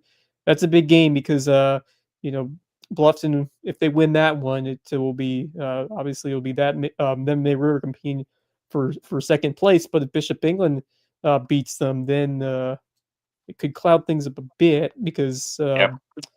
Bishop England would be 2-2, and Bluffton would also be 2-2. May River um, should have a good chance to win their game, but we'll see. See, it Right. Yeah. should be We'll interesting. see. Yep. And We will I see. I Well, agree. I definitely agree with you, JJ, that May River matchup against Beaufort next week is going to be pretty interesting Yeah, I mean, I'm not saying because it's definitely not a convincing like May River favorite, like big time favorite. I yeah. think Buford is going to be in the mix in this game. I don't think Yeah. like Yeah. I I think wouldn't it's say they're good. I heavy think it favorites could right going to be be a now. competitive interesting. game. Yeah, I think it could but be I interesting. agree. I agree. yeah, yeah, If yeah. there's one thing Buford can do, it's shut down the run. Although some teams have run on him. Philip Simmons seems to. I think they ran all over him. But anyway, uh, Jeff Riley has stumbled onto a bit of a conspiracy. Apparently, Uh-oh. he asked in the comments.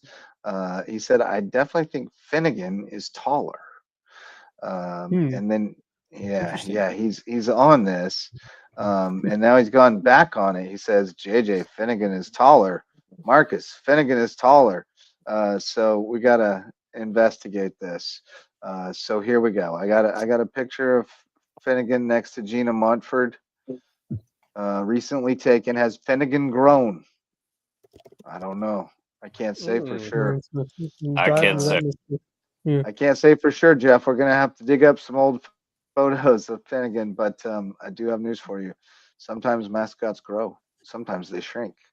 Uh, it's a mystery about mascots that Yeah, it is. we can't It Very really understand. true. is, isn't it? Sometimes So they're not weird. even the exact same height from one day to the next. But It's very true too. Oh man, no.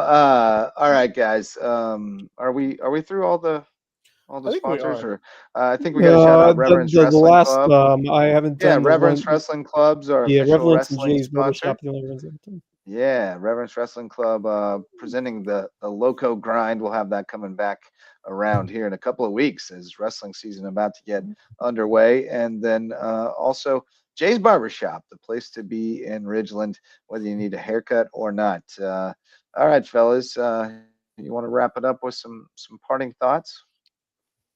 Yeah, Yeah, Marcus. I'll just start off by saying, I got to May River a little bit before 6 today and was going to be, around the bleachers and whatnot. And then I saw Javon up there at the top bleacher and I Yeah. walked up and said hey to him. And one thing led to another. He's like, I haven't seen much of this Hilton Head team this year. And I said, this is my first time seeing May River. How about if you don't mind, and I don't mean to crash your broadcast, but if you don't Little mind, yin I'll and join yang. you and we can, work through this together. He said, I haven't had a partner in quite some time. Let's do it. So Awesome. I Yeah, ended up joining him and was able to get some good information out there to the folks awesome. and whatnot, and talk our schedule as well, along with what he's got going on, and do the whole kind of scoop around the Low Country. But it was fun working with Javon. First time doing that, and we both kind of looked at each other, and this had happened in the professional circuit. It was like, how's this going to work with two play-by-play guys Right. doing this game Yeah. together? Um, it was his band, so I said, whatever Yeah. you need me to do, I'll do. So he was on play-by-play, and I was on color, and filling in the gaps certainly. But fun atmosphere tonight and whatnot. I really hope that some point, I know May River's going to do what they're going to do, but I just hope at some point, and maybe it's because Andrew Johnson's been out, that they can get an extra wrinkle because they went up Yeah. against Hilton Head, who's got a lot of them. I'm going to see them Yeah. on WHHI against Bluffton in 2 weeks, and Bluffton is as good, I think, offensively as Hilton Head is. They do things maybe slightly different, but it's just that's why the game against Buford for May River really intrigues me so much, that maybe they can work on a couple of things and whatnot. And I think that's going to be a tight game, give them a little bit of momentum heading into the Bluffton Bowl. And then the other, certainly the other key throughout today's action that caught my eye was JP2. And I get to see them again next week. Yeah. And they just look really, really good. Obviously, Tony O'Banner didn't play. I heard you guys mention that. That's a big reason why THA only scored 7 points. Oh, no, JP2 they ended up looks with 21. It like was or 47 that's 7 at right. half, but When they I ended up with saw 21. when I Yep. saw the score, they had 7. Yeah. So JP2 looks like a well-oiled machine right now and playing really good football. I cannot wait to see that Inter-County Bowl between them and HHCA. I'm really excited to see Kress and what he can do at quarterback, and certainly Joey Hopton and company. So looking forward to it already. It's going to be a fun last couple of weeks heading into the playoffs. It's getting here, fellas. It's something. Yep. Yeah, man. 2 more weeks to I might go. do a classic Loco Friday night hop next week, because with the Canes playing on Saturday, that frees me up on Friday night. I might do the hop where I go hit one game for a quarter and then go hit another game for a quarter and then make it back to the studio. Maybe even try to hit 3 games if I can figure it out. But it's going to be a great Oh week man, next week. 3 games. Man, They've done it before. You got to have them Yeah, I have lined up to. right. So you got Yeah. Buford, Bluffton, Colleton, Battery Creek, Hampton, JP2, Patrick Henry, BA, Colleton Prep, all at home. Holy cow, Man. that's a bunch. So you could do something where you started far flung and worked your way back. Where I could go to Hampton for a quarter, bust it back to JP2 for the fourth quarter or something like that. I don't know. You can always do Bluffton and JP2. That's an easy combo. Yeah. Three's probably not going to work this week. But Probably 2 not. can easily be done. JP2 starts early too, right? They start at 7. They start at 7 o'clock. Early pickup. 7 Yeah, o'clock because they have start. a light JP2. ordinance. So Yeah. so you could Real definitely do that and then Yeah, it get works out over to pretty well. Bluffton for the end of the Bishop England game. Real quick So. question. I know I texted you, Wes, that Ray Alonso was actually at the May River Hilton Head game. Did anybody get out to the JP2 THA game? No, Ray. I hadn't gotten back to him until today, and he went and picked up Coop from Georgia Southern and brought him back for the game. So Right. no worries. Ray was at the May River game, and that was fine. Got to see him. No, we didn't get anybody out there, but we always get good stats. It turned out to be from not very Coach Milligan. good of a game. Yeah, So. turned out to Right. be not worth the price of admission unless you're a JP2 fan. Right. But Max made a good call, though. He got a good one up. The second half in Walterboro was exciting, and Colleton Prep pulling out the dub. So they're going to take that region title. Back to the house. All right, Max, you got anything to add? Obviously, a lot of great games that took place tonight. Hilton Head really stood out again, as per usual, which has kind of been the story this year, as they have stood out among other teams this season. That's 3 top 10 wins, right? Because Bluffton was in there that when would they played be. them, right? Bluffton was 10th, I think, Yeah, when they beat them. I believe And so. then Bishop England was in the top 10, and so was May River. Bishop England was So 3. that's pretty impressive. I mean, really impressive for them. And I think, in my opinion, I think they might move up the polls this next week, especially with how impressive they've been. Probably depends on. I mean, playing. it just depends on if It just depends, but I would love to see them get a little more recognition just because of how well they've been playing. Agreed. They're deserving. But impressive game for them. Buford, I was impressed with tonight. They played a good game against Bishop England despite the loss. And I said this to Wes earlier in the show. I think that was their best game of the season. It was, despite the loss, I think that was their best played game of the year. And that's a good thing. And that's a thing I think they can capitalize on and continue to improve on. So I'm happy with Buford tonight. JP2. I mean, what more can you say about that team? I mean, they were a buzzsaw tonight, and just Thomas Hayward didn't have enough to handle JP2. Even if they had Tony O'Banner, I just didn't see them winning this game. Enough.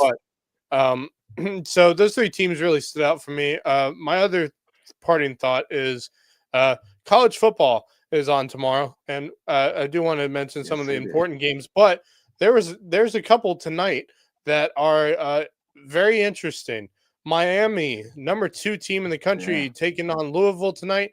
They lost to Louisville 24-21. Oh man! Oh, the ACC and number 25 Nebraska is on the road tonight at Minnesota. The current score is Minnesota 24. Go Gophers. The Golden Gophers won it 24-6. Go Gophers. Yep.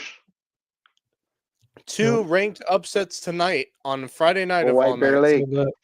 How about that? But games tomorrow, very important games going on tomorrow. Number 10 LSU on the road at number 17 Vanderbilt. That should be an interesting one. I'm very intrigued. High noon. Yeah, high noon. Joe Tess and company on ABC. Number 14 Oklahoma takes a trip to Columbia to take on the Gamecocks of South Carolina. That could be an interesting game. Hopefully South Carolina can get back on the right track. The big one at 3:30. Number 5 Ole Miss taking on number 9 Georgia. That should be a fun game between those two teams. I am excited for that one. Battle between the hedges. Obviously, the number 1 team, Ohio State, they will be on the road in what is usually a tough environment at Wisconsin. So that should be an interesting game as well. I don't expect Wisconsin to do much against Ohio State, but we'll see. Let's see. What other games? Let's go to primetime. Number 20, USC taking on number 13, Notre Dame. Quite the rivalry there at 7:30. Go Irish. Primetime game. Another primetime game, number 11, Tennessee takes a trip to Tuscaloosa to take on number 6, Alabama. That could be a fun game as well. Number 23, Utah goes on the road to take on number 15, BYU. Yeah, big game for your Mizzou Tigers. Battle the Tigers. They head to Auburn. Yeah. That should be a good game as well. That could be a win for Mizzou. We're going to Clemson without the lake. It better be. How about this one? How about this game? This is an interesting one. I don't know how this matchup came to be. Washington State goes on the road to play Virginia. Where in God's earth did this? Well, I mean, Washington State's got they're basically an independent. I know, but ACC. you never thought you'd see that unless it was a bowl game. Play whoever they can get. Yep. By the way, their flag goes to game day every week, so why can't they go play? By the way, the only other game that's of note for me, Michigan State goes on the road to take on number 3. Who thought they would be at number 3 this season? Indiana. Has been absolutely outstanding this year. I'm so excited. I love watching Indiana be successful at football. Man. Their coach it's been great. Kirk also, who would have expected the top 2 teams in the ACC right now to be Georgia Tech and Virginia? In terms of who would have? Yeah, Miami too. Signetti just got but Miami lost. They lost the conference. Huge contract. Unbeaten team in the ACC. SMU's another one who plays Clemson. Extension. And then Duke's still undefeated as well in the ACC. But Georgia That's Tech, a good game actually. Yeah, but Georgia Tech is they're looking like the Ramblin' Wrecks for real. Yeah, they are for real. They're legit. They are fun to watch. They are. I love Haynes. I do King. like them. Awesome. It's so funny because I've been saying this. Kirk Signetti has been a godsend for Indiana. How great! Well, I cannot wait for the turnaround. I'll tell you of what, that program. good old fashioned hate, the rivalry game between Georgia Tech and Georgia. Oh, that's going to be great. Oh, that's going to be fantastic. I can't fun. wait for that. I can't wait for that. But a lot of great games tomorrow in the college. Yeah, a lot of great games in the college football world tomorrow, but 2 potential it is 2 ranked upsets tonight. Number 2 Miami goes down to Louisville. Number 25 Nebraska goes down to Minnesota tonight. So why does Miami always choke on it, man? I know, right? They do choke on it. Wild. Mario Cristobal's got to figure that out, man. That's just terrible. Because I do like I do like seeing, a Miami team be able to be successful, and then they just choke at the worst possible time. They choke at the worst spot. Yeah. I'm just feeling sorry for my friend Sammy Dubs tonight. He's Yeah, probably right. in his feelings about it. Wes, you got a parting thought from the night? I gotta go back to my Hilton Seahawks and Yeah, what they were able to do tonight, and really just all season so far, especially in region play. I mean, Actually, I sorry. expected them. I expect them to be contending, but the way they played against Bishop England really showed me that they were ready to take that next step this year, and everything's really come together in such a great way for BJ Payne. And this has been, I mean, he's done yeoman's work, but in the past, these last few years, it has been, yeah, he's sent kids off to the next level. He's done some great work in the department, but the team has been a little lean. I mean, there are some years where they were just chomping at the bit, and heartbreaking loss after heartbreaking loss, and now, they're really starting to show them. I mean, they have now, but they're the not just the dominant team in the Loco, but they are challenging for possible supremacy in the lower state right now by the way they've been playing. It's just been really awesome to see just that level of defense and the intensity that they have continued to show on every series. And Yep. man, I just love watching Renishevsky compete. He just has that yeah, charisma and poise that sets him apart from many others that we have seen under center in years. He yeah. just has that it It's factor, and then you have such a utility guy who can do it all in Zarnecki. I mean, yeah. just they've got all the right pieces right now. It's a To complete team. Yeah, it really is. It is. It It really is. is. I agree. Renijevsky really impressed me tonight. Yeah, The Yes. touchdown run Yes, was he did. tough.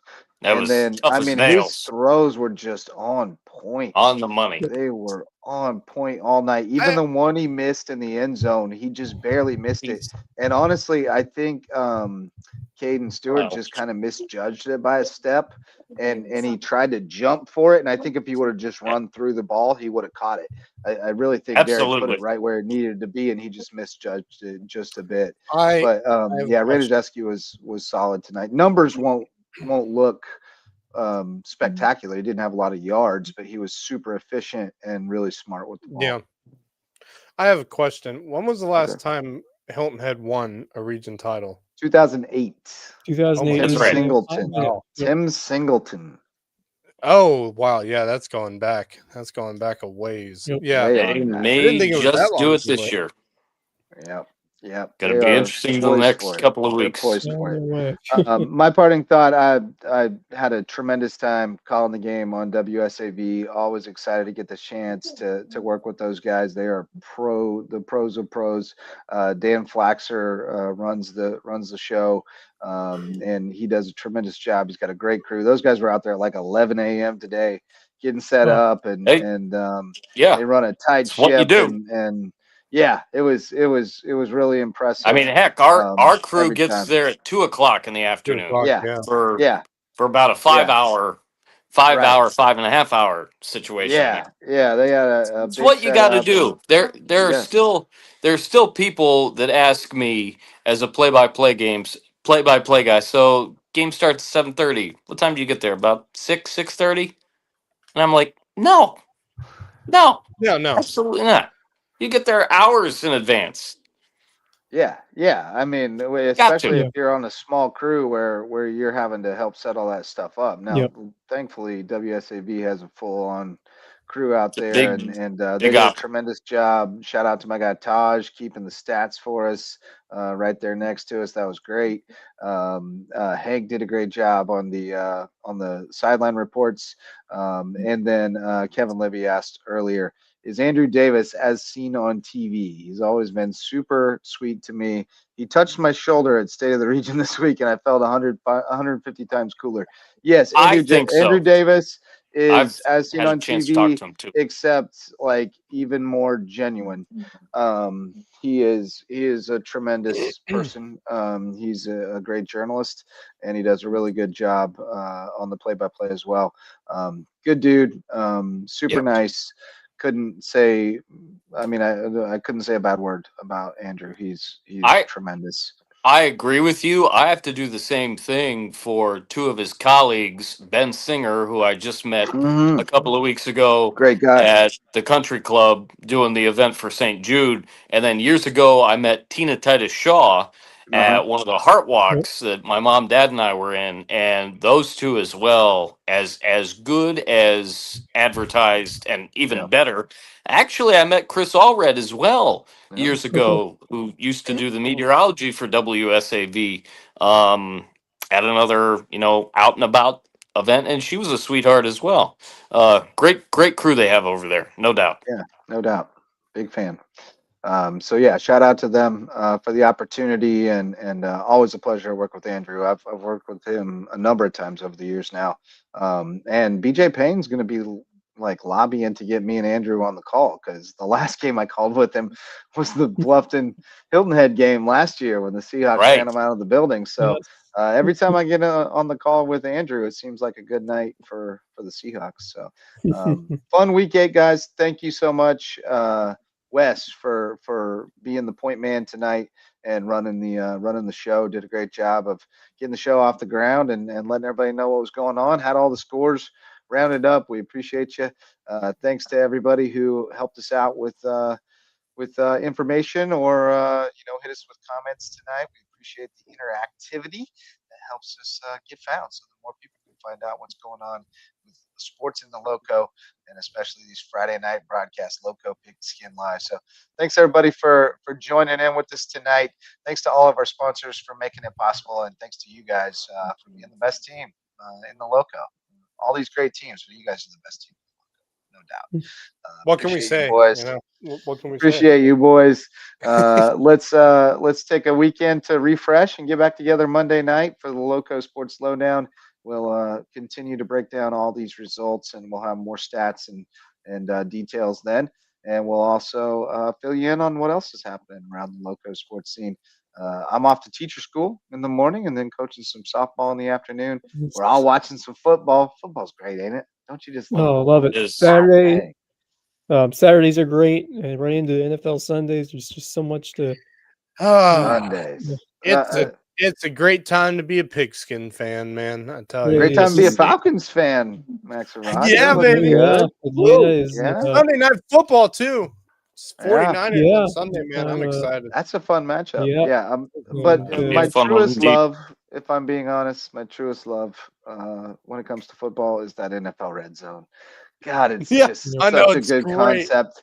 I wish there was a college football Red Zone. I know they can't make it work because all the money's spread across so many different networks. I know, but could you imagine? God, I would pay good money for it. I would pay straight cash, hard cash for college football Red Zone. Straight cash, homie. Straight cash, homie. That's right. You just got mossed. And on that note, we'll be back Monday for the Loco Sports Lowdown. Thanks again to all of our friends for coming to the Sandbox to play. For Marcus Walsh, Max Araj, and Wes Kerr, I'm Justin Jarrett. Till next time, go Loco.